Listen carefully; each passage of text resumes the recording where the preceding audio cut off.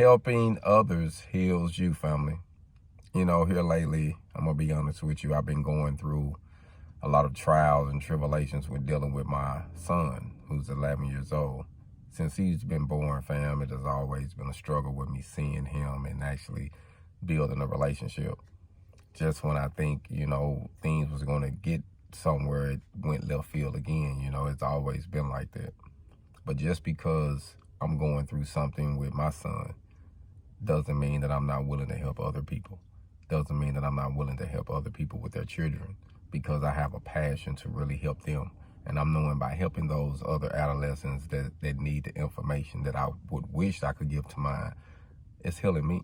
It's helping me deal with it. It's helping me get my things together so that way I can make a better way for them. So once we do get a chance to start, you know, visiting on a steady basis, you know what I mean, I have a better foundation for them. And I'm thankful, fam, that I refuse to get bitter. I have a lot of, you know, you'll have a lot of reasons to get bitter when situations go left field, but I have learned that the best thing to do is get better. It's okay to get angry, because you're going to get angry when you know things ain't right. Jesus went into the temple and he threw the tables over once he seen what they was doing inside the temple. So there's always going to be some things that's going to be done that's going to be, you know, going to let you know, man, this ain't right. And it doesn't mean that you playing the victim just because you being victimized. You're like, man, I'm willing to do what I got to do, but regardless, fam, I'm still willing to help. And me doing that, fam, has been helping me.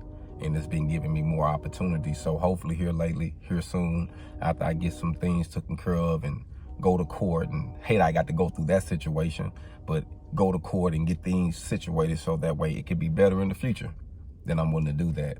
But I understand now that helping others, though, is really causing me to heal.